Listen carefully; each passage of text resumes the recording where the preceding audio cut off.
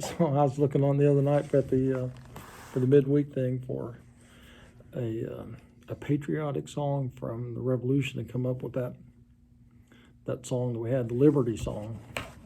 That was, it was kind of neat. But the best one was the one for Valentine's Day.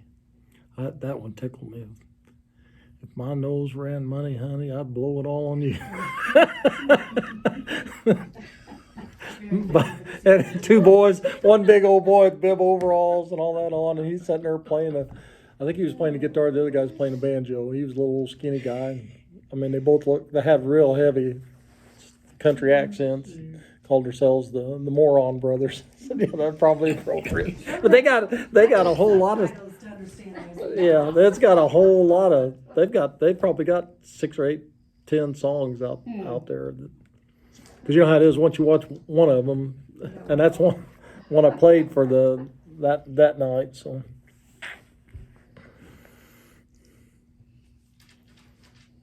there's Debbie.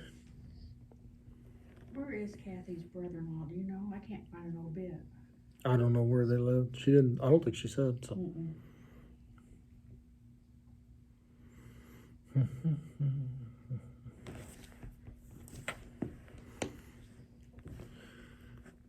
Well, as we get ready to get started, we'll go through our prayer list as we begin to get or prepare to get going tonight. We have the Fisk family. That's our church secretary's husband's sister's husband. It was, and said they thought he was fit as a fiddle, but he just didn't wake up yesterday morning. So that was kind of a shock to all them. And then Tina Daly's uncle, Vance is his last name, and he has to have open heart surgery tomorrow. He had a heart attack yesterday. Daughter Jessica finds out sometime this coming week on whether the spot on her lung was cancerous or non-cancerous. And Bob Pound is home, and we've had Roger Akers on our prayer list for quite a while. He's had COVID. He had COVID. Went in the hospital over 100 days ago, and he actually didn't just have a ventilator. He was on a trach for a while, and finally got to where he could get in a nursing home, and then he got out of the nursing home this weekend to an actual rehab place. So he still needs prayers, but they said thank everybody that's been praying, and just everybody else is going through all those things, and seems like there's somebody I'm forgetting, but yeah. Of course, don't forget about Lois McGranahan's part of our church is still recuperating from breaking her ankle and all that not too long ago. So I still seems like there's someone that I'm forgetting, but anyway, let's pray. Father, we just thank you for this opportunity to be together, to gather in your house, to gather in our homes, to wherever people may be. And we just thank you that we can study your word, that we can have it, Lord, that we can gather openly like this, because there's so many places in the world right now that this isn't possible. And Lord, we just pray for the folks we've mentioned, those that are on our weekly prayer list, and just lift them all up. Lord, we pray for our church and for all that we're trying to do, both on the church and through the church to the community, and just ask that you guide us and bless us in all these things. Be with us as we join together tonight. Help us to understand, to see, Lord, to know, that we might know you better. And all these things we ask in Jesus' name. Amen. All righty. I'll tell you what, we were talking a little bit earlier, I was telling Mary Jane that it's really weird doing a Bible study when there's nobody there. So I'm glad to be back in the church. I don't know about anybody else, but it's really weird when you're just sitting there looking at a screen. It's not so bad doing the midweek talks, but to be teaching something, and because I'm used to asking questions, and there was. Gail could have answered. She sat on the backside of me so that you couldn't see her and I couldn't ask her. So anyway. And it's just different. I'm glad to be back here and be able to be in the church to do it, and hopefully the next couple of days the snow will be gone, and that might be of course, the old saying that I learned when I was a kid. It always snows during tourney time.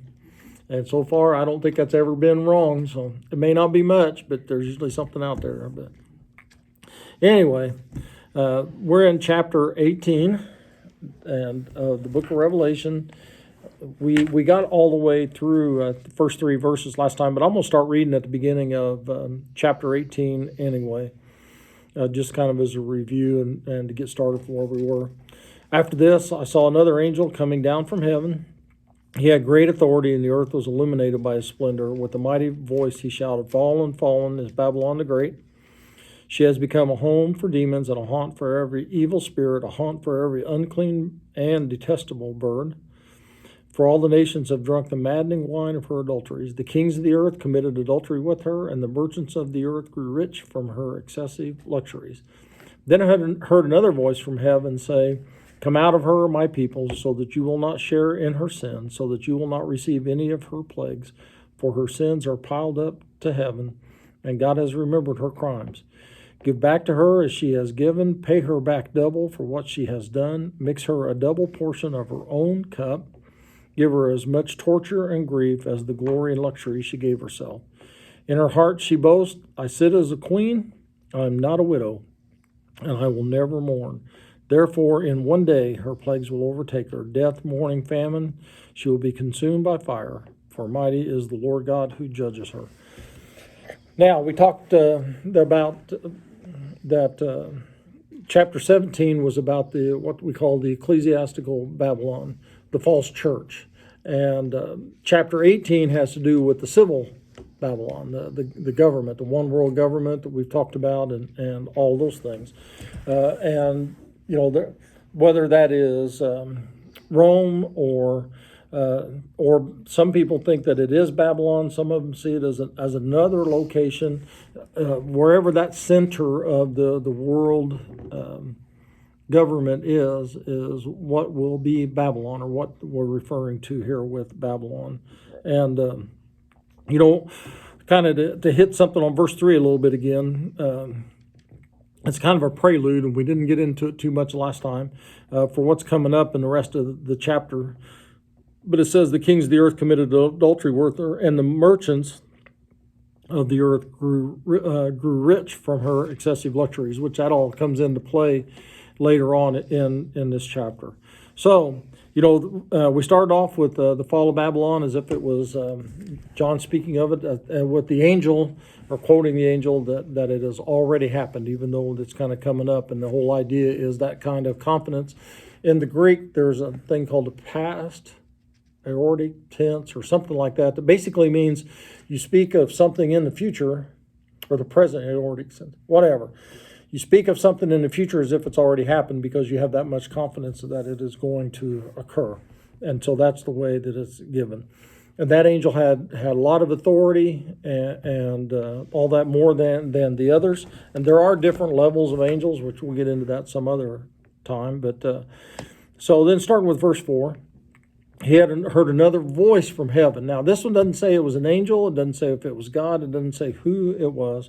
Just another voice from heaven. Now, it appears to be either God or Christ, because of the way that it starts off here, because it says, "Come out of her, my people, so that you will not share in her sin, so that you not receive any of her plagues."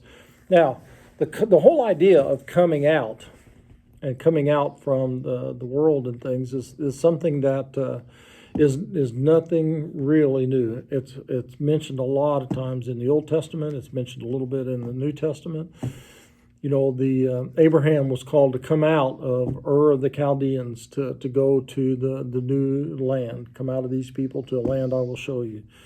Lot was called to come out of Sodom and Gomorrah before they were destroyed, that they were about to be punished for their sins and the things that they were going to do. So you need to get out and get away. In the Exodus, if you remember, Dothan and the other one started with an there were two people led basically a rebellion against Moses. Said, "Who's Moses? What makes him so important? This all, he came out of nowhere, come marching in to take over, and all that kind of stuff." And so, Moses came and told everybody, said, "Get away from him! Everybody, come out of him! And the earth opened up and swallowed those three men, their families, their children, their possessions, and everything. Kind of went down and got swallowed up in the earth." And there are other times that people are called to come out. Now, that coming out can be taken in two different ways. One of them is like Lot, come out. Get out of town. This town's about to be destroyed. You need to get out and get away from what's going to happen. Same with Dothan and all of that. But then there's also the ones like Abraham, and there were others in which they called them to come out, and it was a moral, come out of there morally. Don't be like everybody else. And that's kind of the New Testament version of that. And it goes along with that whole idea that, we are to be in the world, not of it. It's that's the moral coming out. Don't be like everybody else. Don't follow it. So this can be taken in just about either one of those ways. Come out of her, my people. That's what this voice is calling to, which leads us to believe that it's coming from the throne. So that you will not share in her sins, and so you will not receive any of her plagues. So, and you can take that either way, because if you don't come out morally, you are part of all that, and you're going to receive those things. Or it can be physically, like Lot and like Dothan, where you actually have to get away from that location because the fire from heaven's going to rain down and those things. And it really doesn't say so much which one, but the whole point is, don't be like them, don't be around them, get away from them, because they are going to be punished. It also kind of goes along with with what Jesus talked about when he talked about the end times, and in Jerusalem. When you see it coming upon you, get out of Jerusalem, head for the mountains. And he said that it's going to be hard on pregnant women, and pray that it's not winter time with all that, because you're not going to be in your homes or in comfort and all those. But come out of it. Don't be there when it falls. And so that's the idea. You can kind of take it either way or both ways, I think, but it's probably more moral than it is anywhere else. And because Babylon's sins are piled up to heaven, and God has remembered her crimes. Now, some people think that that's a reference back to the Tower of Babel, because here, if you remember the story of Babel, and it wasn't too long after the flood that we talked about this morning. The people all got together. Everybody spoke one language. They decided they were going to build a tower up to God so that they could approach God and be like God. And then there's a little pun in that when you read it, because God says, "Let's go down there and see what they're doing." In other words, they can't get up here. Let's go down there and see what's going on. But the idea here is, here they were trying to show their ability to build up to heaven, but now their sins are piled all the way up to heaven. And God has remembered her crimes. And that remembering goes along with what we talked about this morning. That doesn't mean that God forgot. It means it's time to act, or it's time to recall that. And that's the point here. It doesn't mean that all of a sudden the alarm went off and God said, "Oh yeah, I'm going to do that today. This is the day for that." It's not that way. It is that basically that the time has come along that God's been telling us about all that time, and now it's time to act. And so, verse 6, they're going to give back to her as she is given, pay her back double for what she has done, mix her a double portion from her own cup. Now, her own cup was what was mentioned in 17:4, where it says she held a golden cup in her hand filled with all the abominable things and the filth of her adulteries. And it also mentions that the inhabitants of the earth were intoxicated with the wine of her adulteries, and that was in verse 2. But why do you think they say give her back a double portion?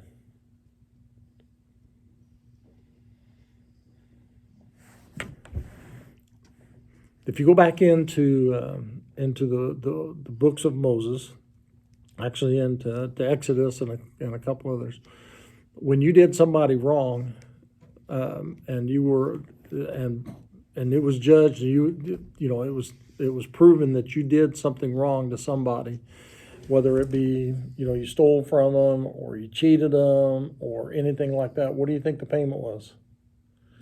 Double. Yeah, you give them back double.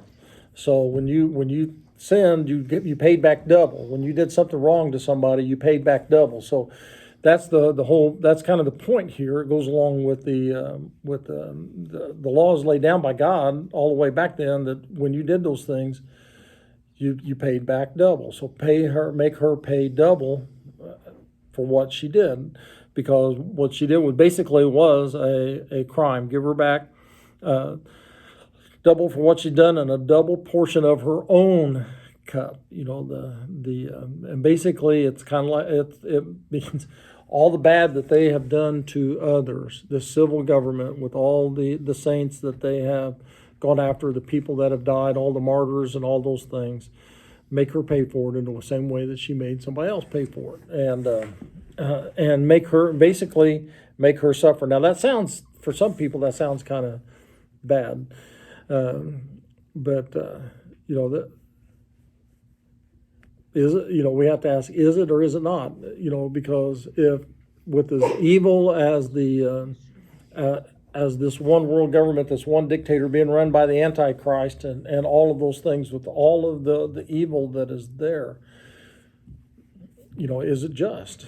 And we're gonna find out here in a little bit whether it was or not. The whole idea too is that sooner or later punishment follows sin, and that you're going to have to pay back no matter what it was. And so it goes on to 7, give her as much torture and grief as the glory and luxury she gave herself. And part of that is, sure, who's in charge?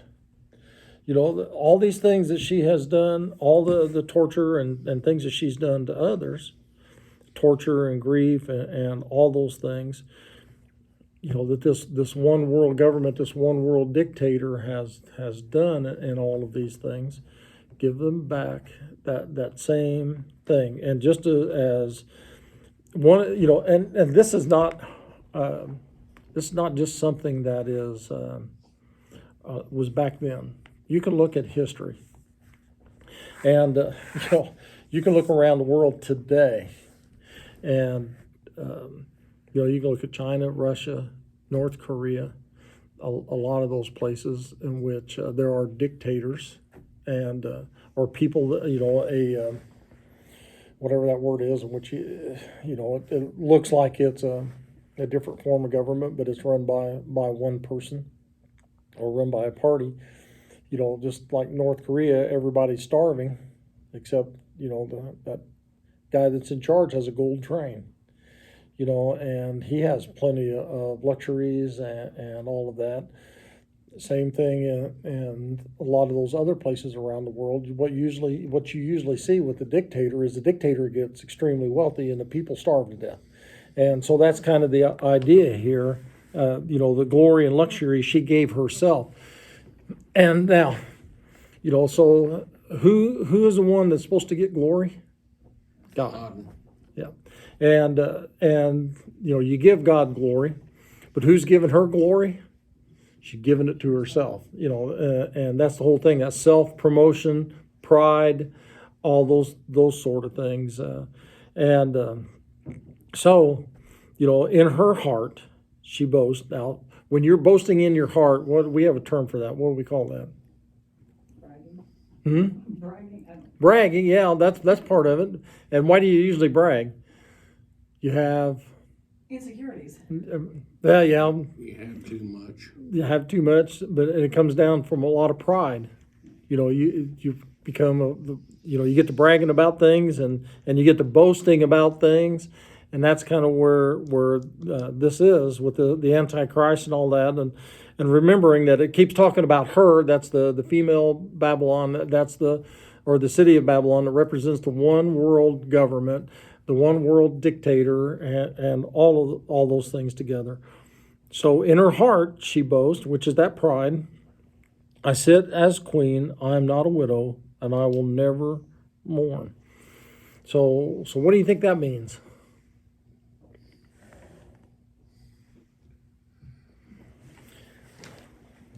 You won't hurt me, you can't make me. Yeah, you can't beat me.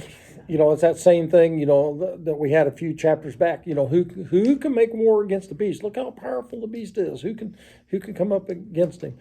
There's the same thing, and I couldn't think of where it was, and I believe it's in Jeremiah, but in which he's talking about the invading army, that the queen mother and all the ladies of the town are waiting for the victorious army to come back, and with bringing all their spoils and all that sort of thing. He said, and that was always a term that was used for somebody to be defeated. May your country be full of widows. In other words, may all the men die in battle. So the whole point here is, I'm not a widow, and I will never mourn means I will never be defeated. I am the one that's powerful. Nobody's going to defeat me or my army. So I don't have anything to worry about. I don't have anything to fear. And I'm the queen. I'm the one that's in charge. Nobody's greater than I am. And I've got the army to prove it. And other people may suffer, but I'm not. I will not. And she's boasting about themselves. And the other part of it is that there is no need or even a want of God. I don't need God because I can do it. I don't need God because I don't need God because I am in control. I'm the one that's in charge. I'm the one with the army. I'm the one that's not going to be a widow, not going to mourn. So, when you get to boasting, usually that's one of the things that happens is pride goeth what? Before a fall. So, that's usually one of the things that happens. You get to bragging too much and you end up flat on your face. So, verse 8, therefore one day her plagues will overtake her. Death, mourning, famine, she will be consumed by fire, for mighty is the Lord God who judges her. So, anyway, one day. That means quick. It means a little bit longer. We have certain things in the Bible or in the book of Revelation. One of it talks about an hour. Their hour has come, or they're only going to have power for an hour. That's a really short time. A day is a little bit longer, but it's still a short time, just not as short as that. So it's going to come in one day. Now, it can be taken that way as a short period of time, or it can be that the whole downfall is going to occur in one day. And it really doesn't matter which way the whole point is what is going to occur, that it's not going to get stretched out. It's going to be sudden. It's going to be immediate. It's going to be something that there is no delay. All these things are going to come upon her. And then there are basically what they call 5 visits that are going to come. Death, what is it she just said? Morning. I'm not going to be a widow. I'm not going to mourn. Yes, you are. And so that's the first one that comes up, that death is going to visit her. And mourning, of course, mourning follows death. But mourning can be for a lot of different things. We usually speak of it being about death, but mourning can also be about loss. And actually mourning is about loss. Just one of the forms of mourning is about the loss of somebody. Mourning can be about loss of health, loss of a spouse, a divorce or whatever. Somebody that goes astray, the prodigal son, and all those kind of things. So mourning can come in a lot of different ways. It doesn't necessarily have to be with death. If it was associated with death only, you wouldn't have to mention it again. So there's going to be loss that is going to bring about mourning, which we're going to see some of that here in just a little bit. And famine, no food. Now, part of these things are, go along with some of the stuff, the last set of bowls that we went through before we kind of reset and kind of come back and looked at all these things again. And, if you remember, part of that mourning, there was one time that 1/4 of the earth died. The second time, it was a third. Well, when you add a fourth and a third together, you know what you get? Half. Now, that doesn't sound like much, but if you take 100, you take a fourth away, that's 25%. And then you got 75% left over, and you take a third of that away, that's another 25%. Well, 25 and 25 is half. So half the people were gone. So there was that kind of, that would have brought mourning in itself. Plus, we talked about with the sun, with the waters, with all those things, that there wasn't going to be any food, which is the next one that comes up, which is famine. So there's not going to be any food, they're going to starve.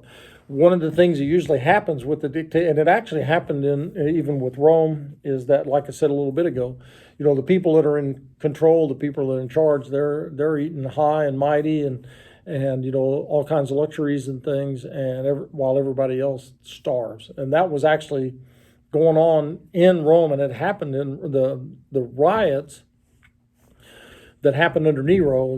About with all the stuff that happened there. And actually, they think Nero's the one that set the fires, but there were other things that the ships were coming. I think I told you a story before, but the grain ships were due to come. There was a terrible famine going on in Rome and Italy. And they got most of their grain from Egypt, from Alexandria. All you have to do is go straight up across the Mediterranean, basically from one to the other. And so that was the Nile Delta area, which is one of the more fertile places around the world. And it was easy, it's right there on the coast. They could harvest it, throw it in the ships, bring it north into Ostia, which is the Roman port, and ship it on into Rome. And there was so much famine that the people were down at the port waiting on the boats to come in. They got all excited because they saw these Alexandrian boats came in. But right before the boats sailed, the Caesar had put out the order to go down there and catch them before they left. And they brought in a whole bunch of extravagant stuff and no food. Because Caesar was more concerned about his own luxuries and things like that than he was about feeding the people. And so those are the kind of things that occur and some of the stuff that's going on here. And then she will be consumed by fire. Now, that's one of the things we're going to see as we look at all this. We talked about the fire coming down from heaven and the things that it would consume and all that, several times back. And even were they talking about nuclear war and all those things when we reviewed that not too long ago. So, it can be all that and consumed. So it's not just one or two, it's going to be all of it. And some see that as whatever that capital city is, whatever that Babylon is, or wherever it is, that town will be consumed by fire. One of the last plagues was the major earthquake, in which a lot of the mountains crumbled, islands disappear, all the cities would crumble. And what is the number one thing that happens after an earthquake in a lot of places? It's fire. All the gas lines break, and you have fires all over the place. And, the big San Francisco fire came from an earthquake and all those sort of things. So that kind of goes along with that. Or, it can be either one or both of those and all that. But so here's this one that's bragging, I'm a queen. I'm the one that's in charge. I'm the one that everybody's supposed to worship. I'm not a widow. I don't have to mourn.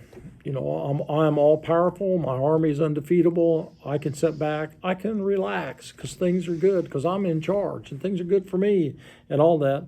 And then all of a sudden, like plagues, which I forgot to mention that one.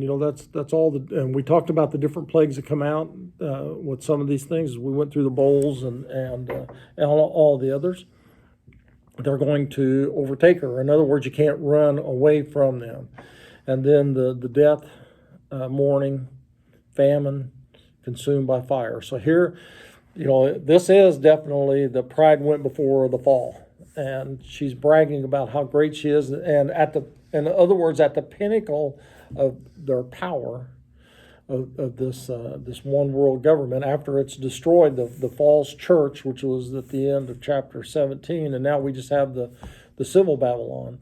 and without any competition from the false church or anything like that. Now that civil Babylon is about to crumble. They thought they had it all. We've eliminated this other part. Now it's just me. It's just us. Nobody else is in charge. Nothing can overcome us, overtake us. Nothing can destroy us. We are the all powerful. And then all these things happen because mighty is the Lord God who judges her. So the whole point is, you think you're big, you think you're something, God's still in charge. And God is the one who is holding you responsible. The people may not be able to hold you responsible. The others may not be able to. God will hold you responsible and will punish them. And that's also something that is not unprecedented. Gail and I were talking the other day. Somebody was on the news, and they were talking about the unprecedented temperatures in Texas. With this cold and everything. And while they're talking about unprecedented, they used that word about 3 or 4 times, and they said, and it's it's the coldest that it's been in over 100 years ago. Said, well, no, wait a minute. If they had it 100 years ago, it's not unprecedented. It might be in our lifetime, but this is not unprecedented either. God punished Jerusalem and Samaria, the northern kingdom. God punished the Assyrians. He punished the Babylonians in the Old Testament. And God said, I brought this one here, I brought that one there. He told Pharaoh, and both with Moses and all that, but later on, close to the time of Babylon, Pharaoh Necho, you think you're something, I'm going to show you who it is. And he punished the nations. He punished Babylon, he punished Persia, and all of them because of the ways that they did. And so, some of those things were out there, and this is not unprecedented. Now, this scale is, because now there's only one government for the whole world. So when you punish that one government, you're punishing the whole world. But all God's people are basically gone through all this time. So anyway, so that's what's going to happen to her. There's 3 things in this chapter, three things that's going to be. And we're going to look after her. We're going to look at how people respond to her destruction as they see things going down. And it just proves again that people are people. Verse 9. When the kings of the earth who committed adultery with her and shared her luxury see the smoke of her burning, they will weep and mourn over her. Terrified at her torment, they will stand far off and cry, woe, woe, O great city, O Babylon, city of power. In 1 hour your doom has come. So, if you remember, the kings, were kind of aligned with her, and for that time, and in order to give their authority to her and to back up the Babylon, back up the one world government, they were given their authority to be able to do that. So now this one that they've had their alignment with, they see is going down quickly. They say 1 hour. It's going down in a hurry. And these are the ones who had committed adultery with her, which goes back to 17:2. With her, the kings of the earth committed adultery, and the inhabitants of the earth were intoxicated with the wine of her adulteries. So these are all those kings of the earth. They committed adultery with her, and what did they share with her? Her luxuries. And, because they also gave her the power, and it's kind of like we talked about with Herod and those sort of things, how the emperor, the one world government, could give the king certain amounts of power and let them rule. And then they became smaller versions of that, also wealthy and all those things. And so they shared her luxury. And now they see her burning. They were cohorts with her, partners with her.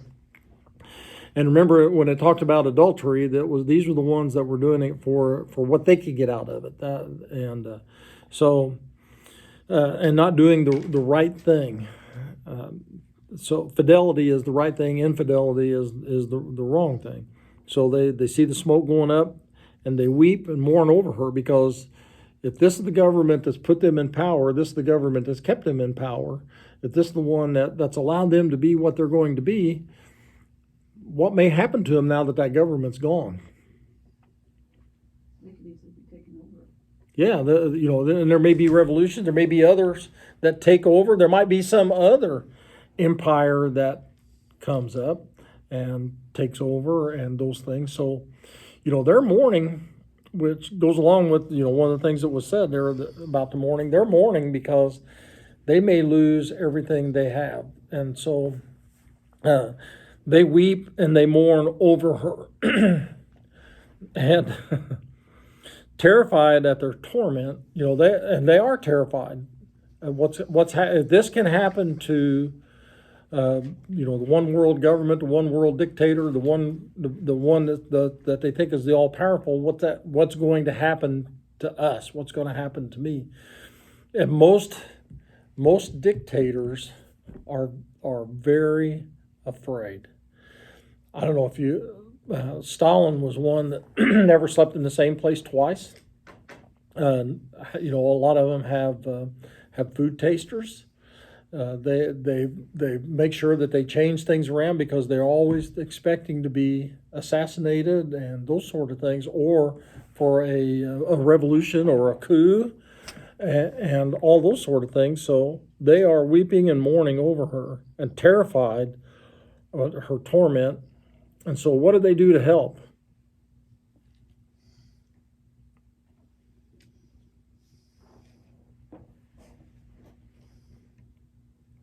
They don't. Do they go to her rescue? What do? Stand afar off. I don't. Man, it's terrible. She's burning down. You see it over there? I don't want to go over there. I go over there to help her. I may be right there with her. I'm just going to stand back here and cry about it, be concerned about myself, and watch from afar. And and then cry. They are weeping there, but they're not offering any help at all. And so, woe, woe, oh great city. And, oh Babylon, city of power. That was what the whole thing is. It's the center of the one world dictator. That's where all the power is going to be located at that time. And it is the city of power. Everything else answers to that city.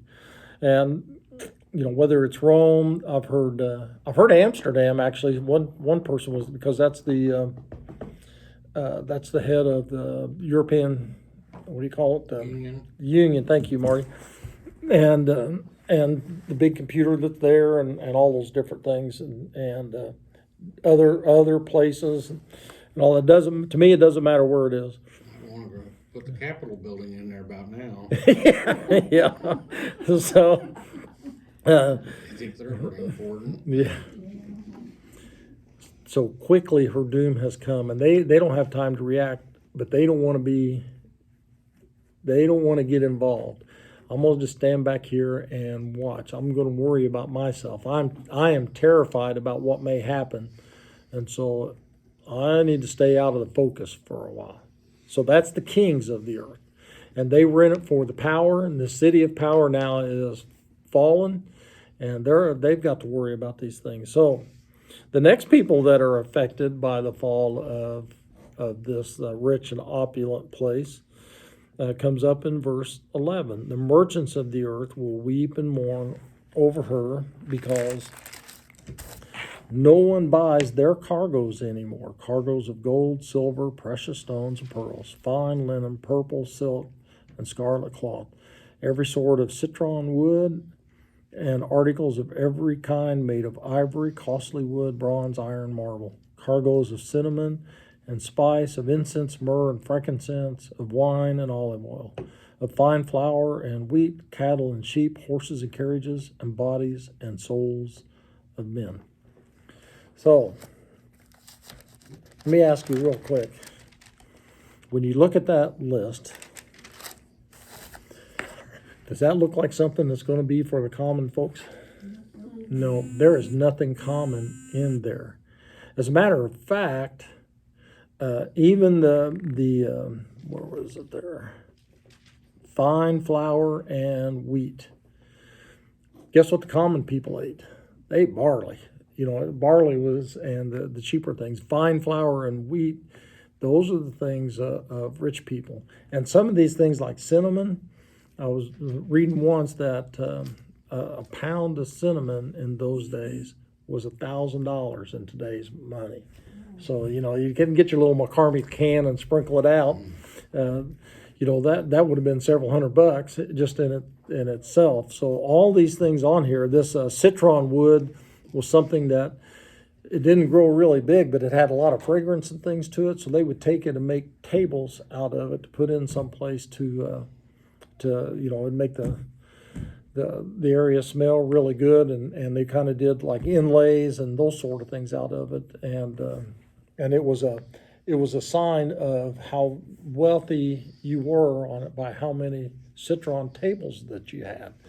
And one senator had like 200 or 300 of them, and that was so people come in and they saw all those things and all of that. The purple cloth, purple and silk and scarlet cloth. Purple was only made in one location. There was this little shellfish that they made the purple dye out of, and it had a little vein in it. And they had to open the shellfish. They had to open the shell, get the thing in there, it's about like a mussel or clam or whatever. Get that vein out and get that. They got one drop out of it. Like 60,000 of them to make one Yeah. pound of purple dye. Yep, 60,000 of them make a pound of purple dye, as Martha said. And so it was very, very expensive. That's why, we talked about last time that purple and scarlet, those were the colors of the royalty, because regular people, you could not afford that kind of a purple, and the reds were really almost like a maroon type red and things. And so and it took special people to be able to do those, like Lydia of Thyatira was a dyer of purple cloth, which meant she was probably pretty wealthy in the book of Acts and all that. So, that, yeah. And silk, today a lot of people have silk. We don't, I remember all the gals used to have, when I was growing up, every woman had her silk scarf. She might only have one, but she had one. You put over your hair there so that you didn't get it messed up. Before people had air conditioning, you had to go down the road with your windows down and all that kind of stuff. Huh? Yep. I'm getting agreement in the room. So anyway, that back then though, there was a thing called the Silk Road. It was a road that ran from Istanbul to China, and caravans got about 30 miles a day. And that's what they did, is they went from Istanbul, basically, and then from Istanbul they sold to Rome. And they had the old caravans went all the way to China back, and the Silk Road is still there. You can still travel it if you want to, and some of those things, and just think about how many thousands of miles that is at doing 30 miles a day, and what that would cost to go and to bring that back. All of these things are very, very opulent things. These are the people that are selling. And the last or the worst of it is slave trading. It's estimated that at the time of Rome's greatest power, that there were somewhere between 10 and 20 million slaves in the world. Everybody had slaves. As bad as it sounds, and not trying to make it light of it or anything, but that was the way that people lived in. If you had even what we today we would call middle class people had slaves. There were more slaves in Rome than there were Citizens. Roman Yeah, and I think it was like two. Martha said there were more slaves in Rome than there were citizens. And I think it was closer to 2 to 1, and because you didn't do anything especially if you were royalty and those sort of things. They had more slaves than they knew. You had one slave that all they did was put your shoes on. They had another one that would just remind you that dinner was ready. You had slaves that would cook. They had slaves that would stand behind them and give them quotes to say, if they were in a big discussion with somebody, and all those kind of things, and kind of they didn't have cliff notes back then, but what they do is you'd have the slave read the book or the document and give you the cliff note version of it, so you knew what to do with and things. So all of these things here are very, very expensive. They come from literally all different parts of the world. The myrrh comes from way down into Africa. The silver and those sort of things came from Spain. Of course, we talked about the Silk Road, and the citron wood came from Africa, and all these things. And actually, some of the, especially the Roman emperors and Caesars, one of them had all of their horseshoes were made out of silver. Just because they could, and and Cleopatra did it one time, but in order to show their wealth and things, I can't think of which one it was now, but anyway, they came into a big dinner party, and everybody had a pearl sitting beside their wine glass. And you dropped the pearl in the wine glass, and it would dissolve, and they drank it. And they said each pearl was worth about $30,000 in today's money. And so you just think about that, if you've got 20, 30, 40, 50 people around, what that would be. And one of Caligula's favorite meals was peacock tongues. Now, stop and think about how many peacock tongues it would take to have a meal. Not very many for morning. Yeah. They're filling. Yeah. So, and the whole point was they killed it for the tongue, and they didn't care about the rest of it. Hopefully somebody else got it, but all those things. And so now here's the other question. Here's the other thing to ponder. When you sell luxury things, do you make a little bit of money, or do you make a lot of money? You make a lot. And I heard a comedian today on the way home. When I was going home from church today, he was talking about he started dating some girl, and they went to a restaurant in which there were no prices on the meals. And he thought, well, this is pretty cool. It's all free, and it's that thing that if you got to ask about how much it is, then you can't afford to be there. But those restaurateurs make a lot of money in those things. The people that do all of these things, these are the merchants that are upset because now all the people that are in power, all the people with money are gone. All they can see is, oh man, all my stuff is drying up. Look at all these things, and this is not. There is nothing on here, actually that is anything cheap. Even the carriages, that doesn't say chariots. Those were carriages, and only that was four-wheelers. Only the rich and famous had the four-wheelers. So, verse 14, they will say, the fruit you long for is gone from you. All your riches and splendor have vanished, never to be recovered. The merchants who sold these things and gained their wealth from her will stand far off, terrified at her torment.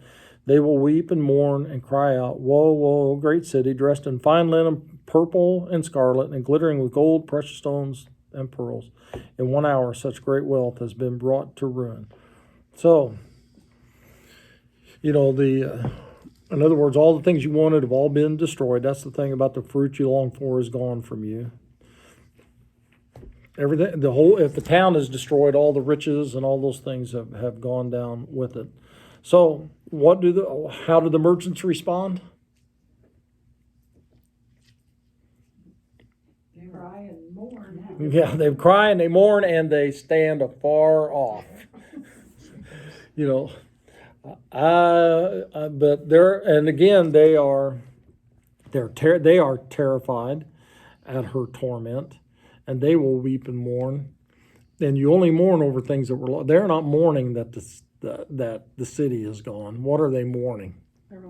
Their wealth is gone. All the people that were buying all the stuff they were selling now aren't buying it, And so, I'm sure they've got a lot in stock and in inventory and all those things and money invested. Now they are going to be broke, so to speak.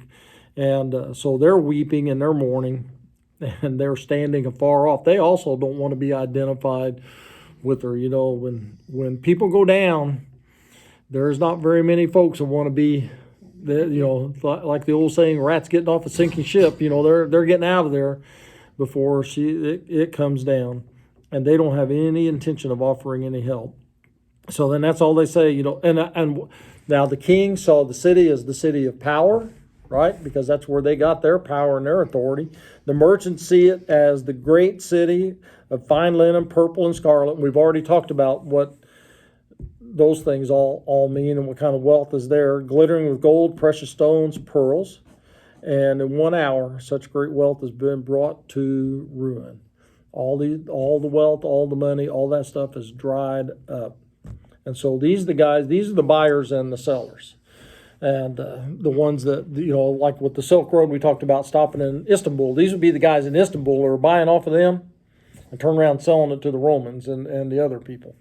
So next is the second half of verse 17. Every sea captain and all who travel by ship and the sailors and all who earn their living from the sea will stand far off. When they see the smoke of her burning, they will exclaim, was there ever a city like this great city? They will throw dust on their heads and with weeping and mourning cry out, woe, woe, great city, where all who had ships on the sea became rich through her wealth.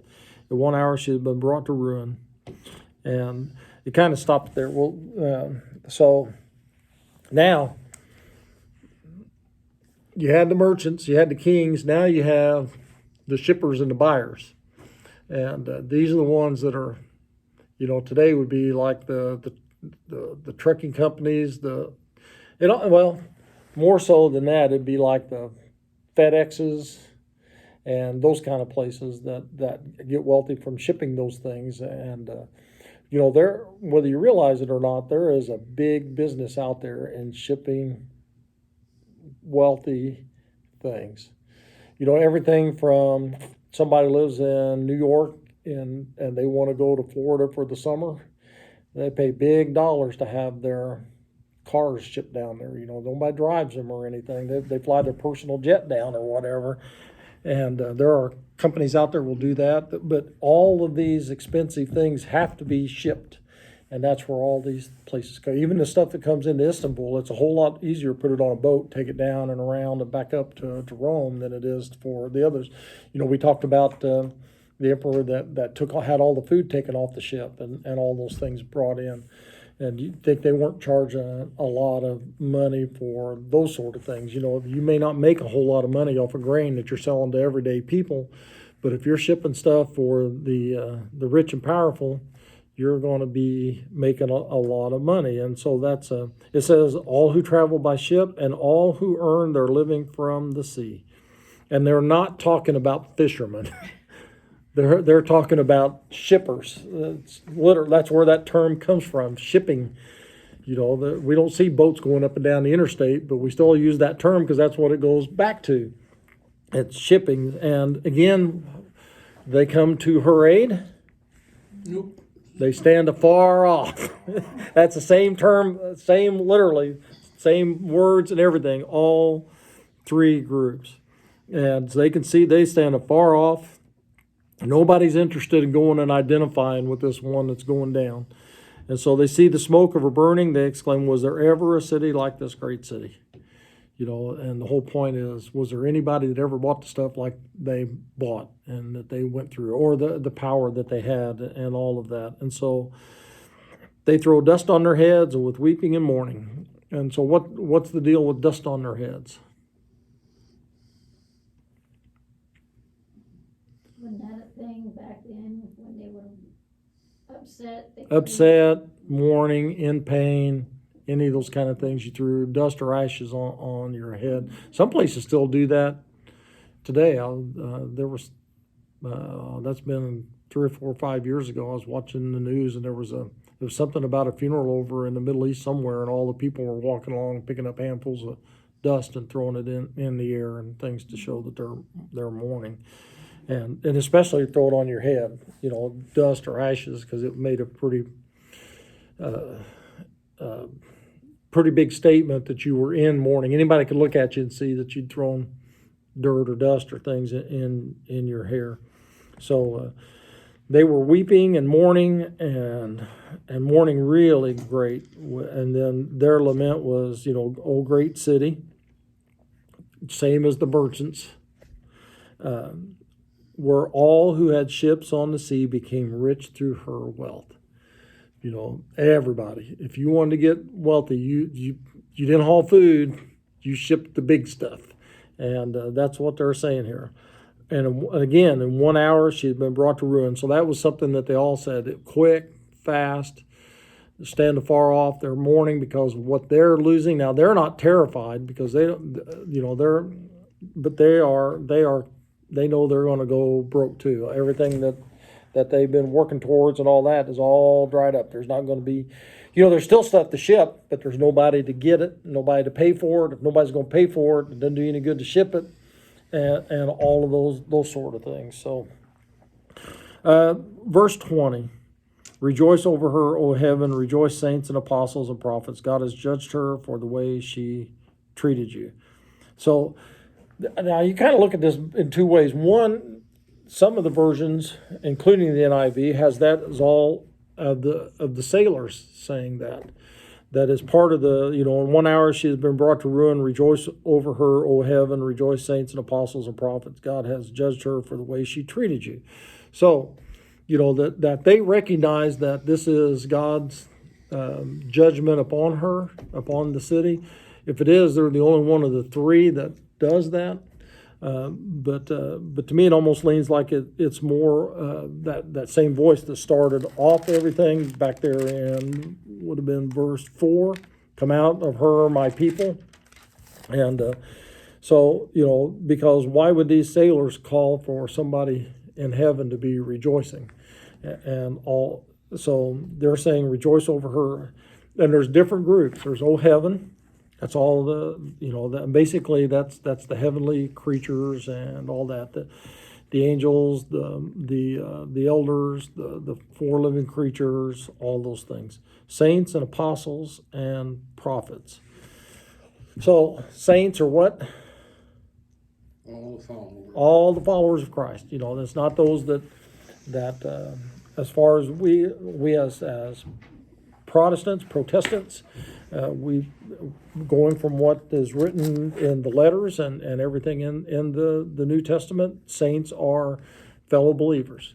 Anybody that is a believer and a disciple of Christ is a saint. So that's all the believers. Then the apostles. And how many apostles were there? 144. Huh? I said 144. No, that's the 144,000 are the Jews that were still there. There was actually 15, but we can get into all that later. There were the 11 or the 12, and one died, and they replaced him. And then there's Paul, Barnabas, and James, and all that. But and then the prophets, and a lot of the prophets that have been martyred, and all of those sort of things. So God has judged her for the way she treated you. Well, their apostles. The apostles haven't been there since, John is the last of the apostles. And so, whether that's basically saying the way that the earth has treated you, or this Rome or Babylon, or the way, the persecutions of the church, even at that time. And that, and there's those that see the old Rome and the new Rome, and we talked about that with the whole centralization of the government. A lot of them think that it's going to be based in Rome and all of those sort of things. But it's basically everybody, all of the people that have been persecuted and saying all levels. The ones that just tried to live their faith, the ones that were carrying on for Christ, the ones that were bringing the word of God, which is a prophet is not somebody that predicts the future. Sometimes they do predict the future. That's only one part of it. When you read back all the prophets in the Bible, what you're going to find out is most of them were the ones that says, thus saith the Lord. This is what God is telling you that you need to know today. And then there were some of it that was for the future, but the majority of it You know, Jeremiah, for instance, his whole thing was Jerusalem's going to fall, Jerusalem's going to fall, Jerusalem's going to fall. You need to be paying attention, get your act right. Jerusalem's going to fall. You know, with Jonah, it was Nineveh's got 40 days, and so all that was in that way, and a lot of them took on the people of power, and so they suffered because of it. So God has judged her for the way she treated you. So God has taken it, and you know, God says that vengeance belongs to Him. We are not supposed to worry about vengeance and all that. And this is when God is working out His wrath. And so we went from 3 laments to 1 rejoicing. And you know, that's just the way. Isn't that the way that it is? Anytime you have a conflict, what do you usually have? Somebody celebrating, somebody mourning. You know, anytime, you know, in battles and wars, in conflicts, you know, the World War II, you know, there were all the celebrate ticker tape parades and all that, but Japan and Germany weren't celebrating that much. No, they were lamenting what had happened to them and what they'd gone through and all that. So that's kind of what we have here with all of that. So God is judged. The voice of the faithful. Now God is avenging. You know, and it goes back to when we started, when the very first time we saw the glimpse of heaven. You had the martyrs there underneath the altar saying, "How long, O Lord, how long?" Well, now rejoice over her saints and prophets and apostles, because now don't worry about the how long. The how long is today. And so that's where that all is. And looks like we're right at time. So next time we will pick up with verse 21. And I will try to I have a picture of the large millstone. I got several. I'll try to bring those next week and show everybody. So see y'all later. See y'all next week.